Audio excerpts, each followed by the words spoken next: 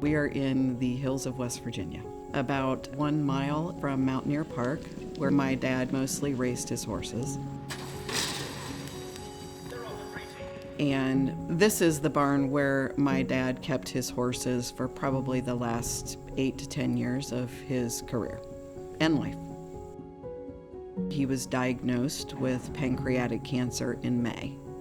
And late July, his friend Matt called me on a Saturday morning. He had to go to my dad's house and try to get him into his vehicle. 3 of them could not get him into a vehicle, so they had to call the ambulance to come and get him.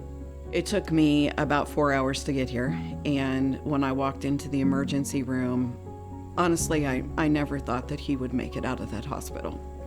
My dad looked so sick, and he was. He needed 24/7 care. He could not do anything for himself. And I'm gonna laugh when I say this, but he finagled his way out of that hospital. He basically had told them that he had 24/7 care. His 24/7 care was Doug, who was his partner taking care of his horses in this barn.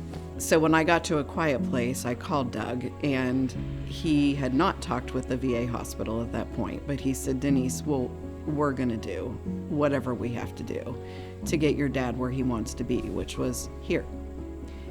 And by the time he got here, in what I will call their break room / tack room, they had everything that you would need to take care of him. So this is where he came. And from that moment forward, it was a village truly taking care of my dad.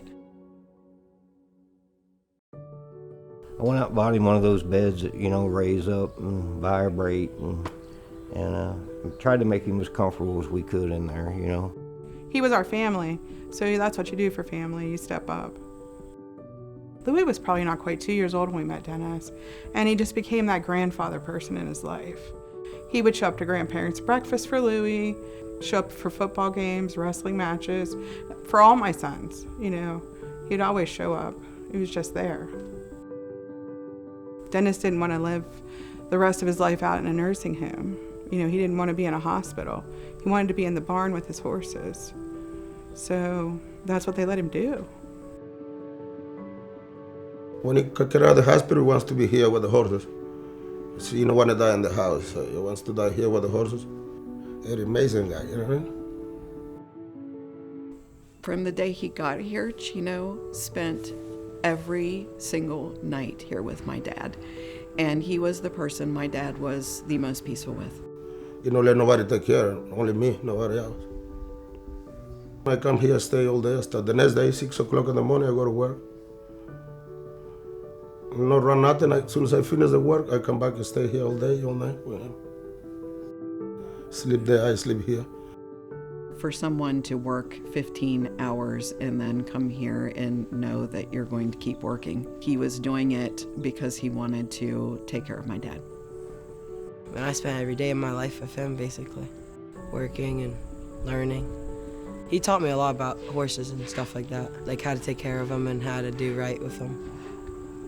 Louis is a bright light in the world. I'd walk into the break room and he would be sitting there with my dad, sitting at the edge of his bed, rubbing his feet, talking to him about what was going on with the horses.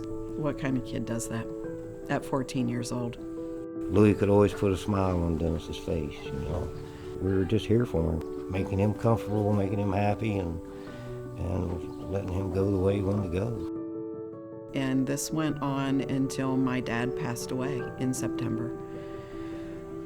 I came in and asked Louis, I said, how's he doing? He said, he's asleep. I said, oh yeah? I said, well, I'll look in there on him. As soon as I walked in, I knew he'd left us. And I turned around and looked at Louis. I said, Louis, he's gone. Huh?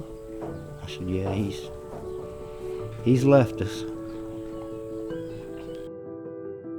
Not too many people get to live the life you want and die the death you want. And Dennis got to do that. Since this experience with my dad, I can look backwards and say that even though especially the last 2 to 3 weeks of his life were incredibly difficult days, to make his final wishes happen and do it in such a loving, compassionate manner and in an extremely protective way. Thank you for everything that you did in the last few weeks of his life. He was surrounded by love. Of that, I have no doubt, and I am thrilled that they're being honored with this award.